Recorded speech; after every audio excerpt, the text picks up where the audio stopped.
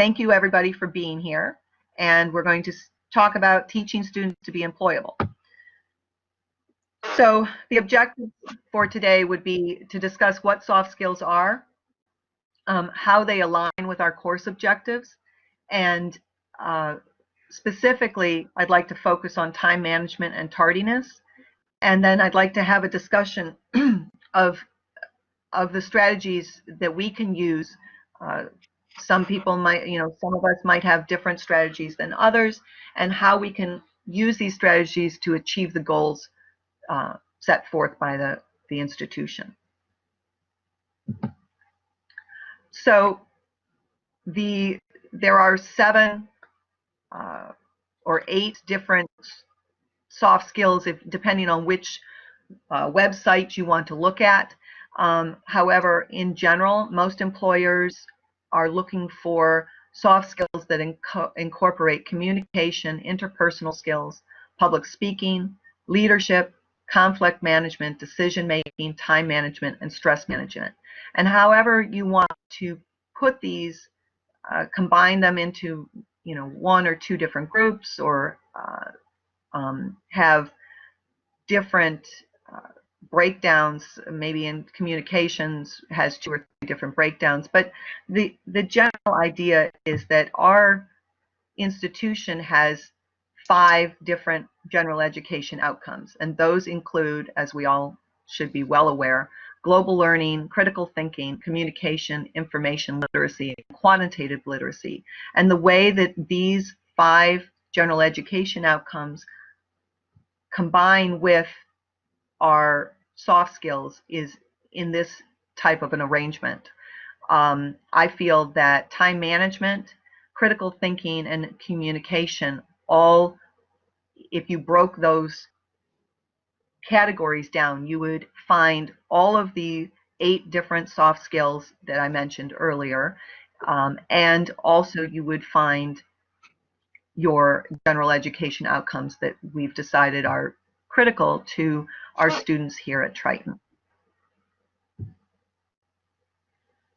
So focusing on time management, and this is an essential, I feel it's an essential soft skill to have, and a lot of people don't have it. A lot of people don't feel that it's necessary to be on time or to prioritize important duties first and less important, maybe more fun, but less important duties after. But the 4 soft skills that are necessary, I feel, to be an essential employable person is to be on time, to be organized, to prioritize what's important, and in a strategic manner, almost triaging what's important, what can go second, and what's way down on the priority list. And then also to be flexible, because sometimes we might have an agenda for Monday and it might get all thrown upside down based on whatever is happening in the world. I think we all had to deal with a definite amount of flexibility last March.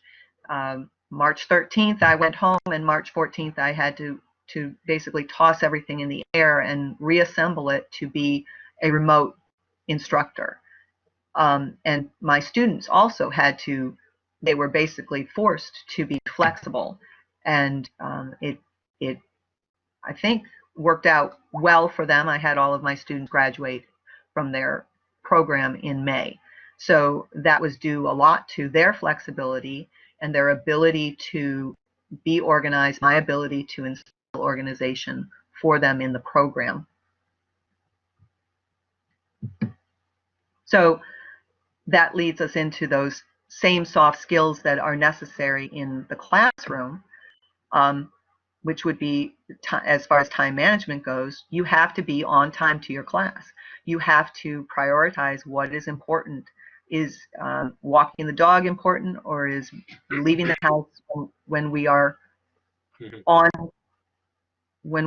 campus? Michael, if you have your mic on, if you could silence it, just mute it now until you have a question, because I can hear you. Okay, can you hear me now? I can still hear you, yes. Yeah. Do you equate prioritize with triage? Is triage with prioritize? I believe triaging and prioritization are equivalent, yes. Yeah, okay, okay. Because you mentioned both of them, but I was just wondering if you equate them, which is good. Yeah. Okay. All right. So as I said, for your classroom management and for time management for your students to be instilling this, you have to tell them that being on time, choosing what is important or prioritizing what's important leads them to organizing, and also will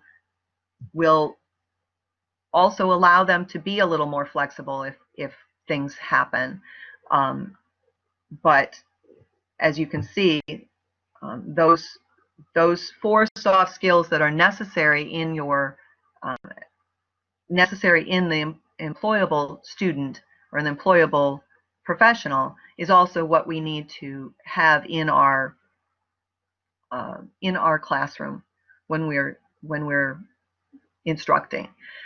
So my 2 important points would be that if we're going to teach soft skills to our students, then we actually have to lead by example.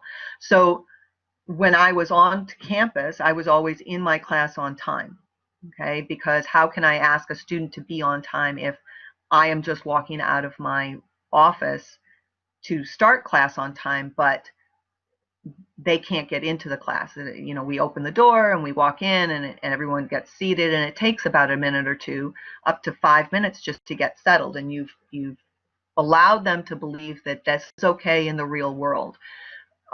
So I think that leading by example, being on time to class is important to help demonstrate connection between the classroom and the real world. When I was working in the healthcare profession, we could not be walking in onto the patient floor as with our coats from outside. We had to be dressed to greet patients, to do our job. So we had to be there early enough to walk in and put our stuff down and motivate ourselves into the world of healthcare, as opposed to dealing with the commute from home to the hospital, et cetera, et cetera. So we had to be ready to work in the real world. And that's what I think is important when I say to lead by example. So you're on time, so you can show that show your students that you are ready to go. So, yeah. So so as far as health careers programs go, and that's where I teach. As I said, I'm the nuclear medicine technology faculty. So pre-COVID, the structure was pretty established. I had my syllabus, I started my classes on time. My tardy students, those few students who showed up to class, if it started at 8:30 and they showed up at 8:32, the door was shut. They were locked out of class until the appropriate time, when maybe I was having a break. I was speaking with Rebecca, and she has an early quiz every morning in her rhetoric class, or maybe not every morning, but at least enough to have the students understand that they will miss something if they are not there ready for class. And I did the same thing. I either was giving out specific information about things that were upcoming, or I was having a quiz. And so those few students, if they happened to be locked out of class, they missed that early quiz, which was part of their grades. And so those missed opportunities for those quizzes did affect their grades, and so that the student could find a correlation between their attendance, their on-time performance, and their grades. At the same time, my senior students, or quote unquote senior students, those students who are in their 3rd, 4th, and 5th semesters, they are all in clinical rotations, which is basically a 3-month job opportunity times 3. So they have 3 different opportunities to show that they are good workers, and that these rotations actually do lead to job prospects for those students. So if they show up to their rotations on time, ready to work, it's showing their future employers that they are reliable as far as their on-time readiness. So post-COVID, we're a little different. Okay, so for my structure for lessons, I am teaching all of my lectures as extended remote learning on that extended remote learning platform, and my students who are in their clinicals are still in their clinicals. But how I have to be a little more flexible with my door policy, because I cannot lock my students out. I'm currently using the Blackboard, and I have not found that there is a way to, unlike the waiting room that's available on Zoom, I can't have them wait in the waiting room and let them in afterward. So, yes, Jane. What you can do instead of a waiting room, since you don't have a waiting room, you can, with your students who are on time, go into a breakout room. So then the main room would be the waiting room. Oh, well, that's great. Because I've had that where I'll be in a meeting in a breakout room with a smaller group of students, and any latecomers, they'll just be in the main room waiting for me to, move them to their appropriate breakout room. Oh, that's a good idea. Thank you for that. Can you repeat that about the 2 rooms? Jane, do you want to take that, or? Sure. So Yeah. Tory, because in Blackboard Collaborate, we don't have a waiting room option like we do in Zoom. When you have your breakout rooms and you're working with your student in a breakout room, any late coming student would then be in the main room kind of by themselves until you assign them to a breakout room. Okay, thank you. Great. That's great. Where am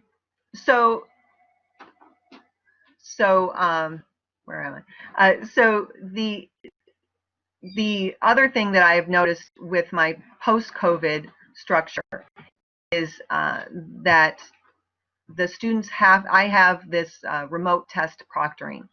I'm using the Proctorio, so I have to establish a time that they can start and a time that they finish. It is set in time with maybe a 5-minute window for them to get into the test, because that takes a while for them to, they have to set it up, make sure that their audio is on, their video is on, and I do a shared screen so that I can see if there's any kind of glitch later. In the springtime when we were first doing this, I had a couple students where they had some issues with Proctorio where it totally froze up on them, and they took a 2-hour test and nothing registered. So the post-COVID teaching environment is a little bit, as all of us have experienced, could be a little bit more, a little bit stressful than the other pre-COVIDs. But I think that it's getting a little bit better, and as we can have a discussion about things that we can do. So again, I still have all of my assignments have deadlines, and the class attendance and the grades are associated with the deadlines. I have the rotations are still demanding that the students still have a proper rotation performance, and good rotation performance will obviously lead to job offers, and so these things are very important. So this is time for us to start thinking about the other programs outside of, because I don't know how you run your programs, but how can we use the time management skills and help our students become proficient in time management and timeliness and arriving on time. So a couple of the things that I find is when I've had these discussions over the past couple years with other faculty members, a lot of faculty members express the feeling that these students weren't taught these skills in high school, and that time management really that they arrive here on campus not knowing certain time management skills. So I think that middle education, middle school, even high school is where we have to start this. However, we can't here on campus, also involved in the high school education as well as that dual point education. We can't start in middle school, so we're here dealing with what we're getting as far as the student goes. So we have to show them, we have to show them that it really is important, that this being on time, regardless of which program you're in. Health careers is pretty set. We've been doing this for a long time. There's many of the health careers instructors, professors who do actually have this deadline of when you come into your class, and you have to be there or you will miss, and you could end up missing so much that you fall out of the program. I had a student last fall, and it was her second round with coming into the program. She had a bad time with timeliness in the first time in fall of 2018. She failed out of the program due to attendance and tardiness and not making the proper adjustments. And so she failed out of the program. She applied again, we have a special form that they have to fill out with an actual essay about what they have done to change their bad habits and to be better so that they will be more successful, because ultimately that is our goal, for them to be successful. And then when she came back into the program, she had an even worse time with the time management. Instead of her 3 days out, she was out 6 days in one course and 3 days in another, and she actually slept through a whole test, which was the ultimate reason she failed out of the course, was because she lost 10% of her grade. So we have very strict policies as a general group of students in health careers, but my question would be moving to a discussion for the next couple minutes. If my slide will advance.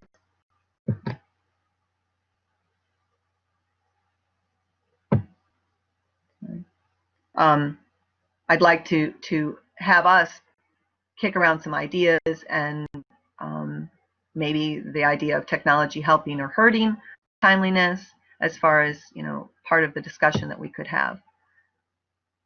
Time management seems to be a major idea here. I'm sorry, Michael, I missed the beginning of that. Was it time management is the main idea? Timeliness seems to be a very, very central idea. For me, or in general? I suppose in general, the students being on time. Yes, I feel that it's important. We only have them for so long, so if we're holding the class for everyone to arrive, I know that with technology it's a little more difficult, but it's hard because I can see my students coming in to the room. Maybe it takes them a minute or two to get in because they're not jumping on early. They're not prepared to start the lecture right at the time that the lecture should start. So it does affect those students. If I'm waiting, if I have to wait for people to come in, I do record my whole sessions. So when they're late, they can listen to the recording. But it's still just like in face-to-face, if you have a bunch of students coming in and opening your door, you're going to lose, at least I do when I'm talking, lose my train of thought. So it makes me a less effective speaker. Just sometimes even having outside noise can make you a less effective speaker because you get distracted. But what do you do, Michael, in your class for students who are timely or not timely? Well, I teach philosophy, and I find that in general timeliness is very important. I have never taught online, but I have taught a telecourse, and I used to have to be in the classroom half an hour before the students so that I could actually hook up all the electrical equipment on me. Right. Okay. Yeah. So are you,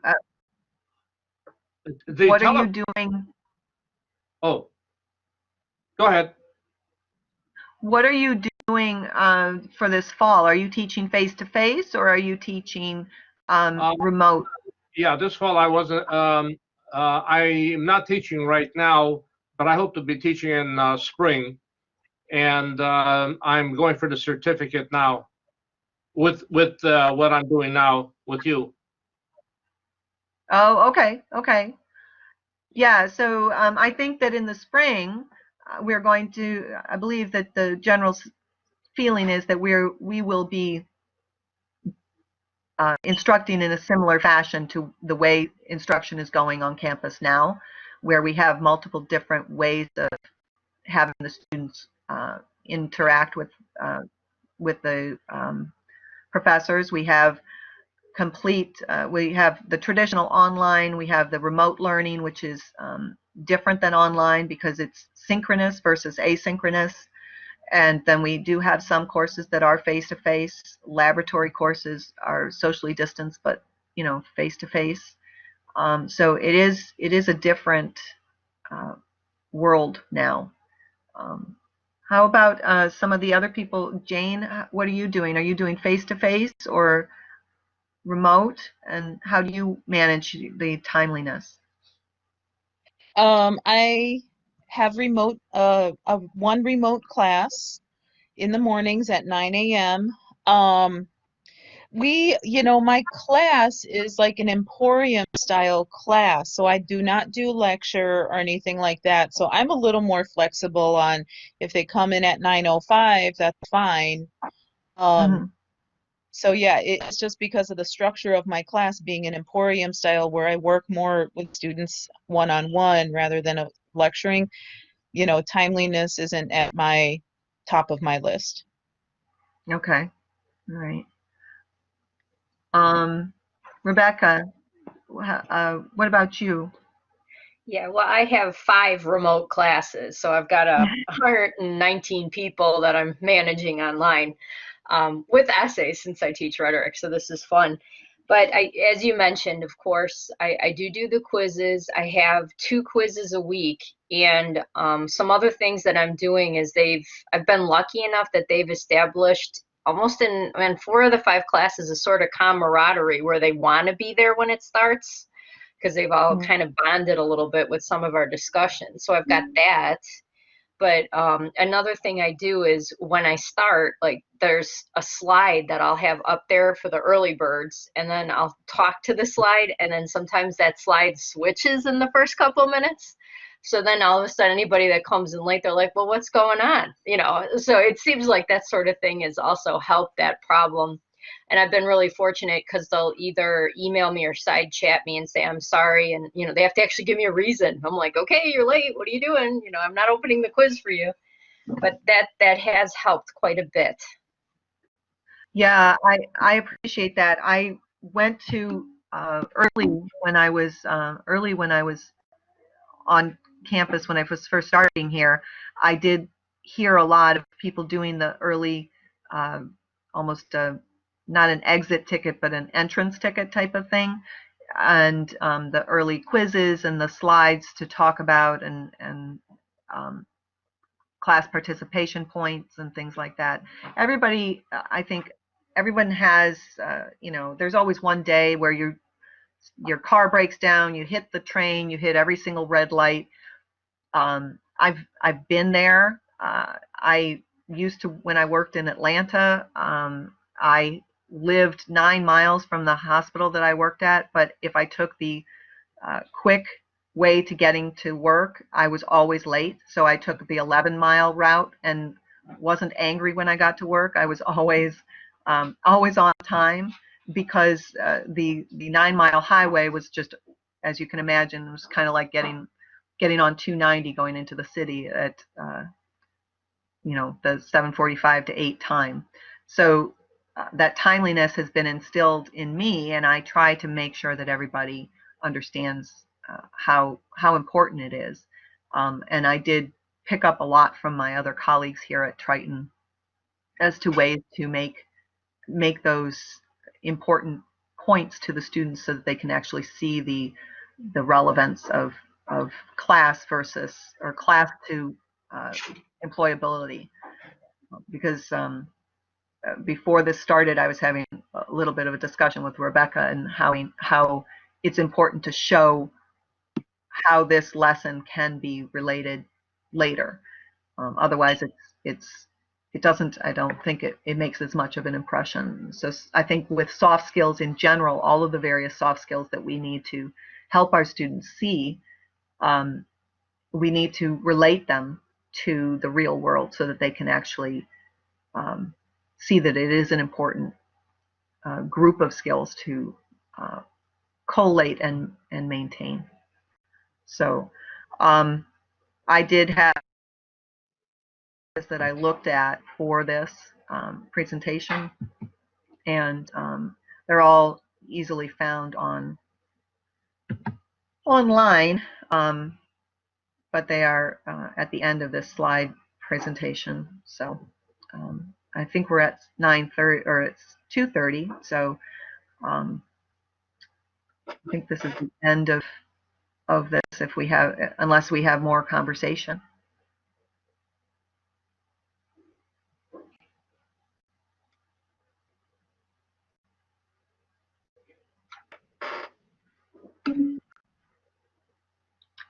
Thank you.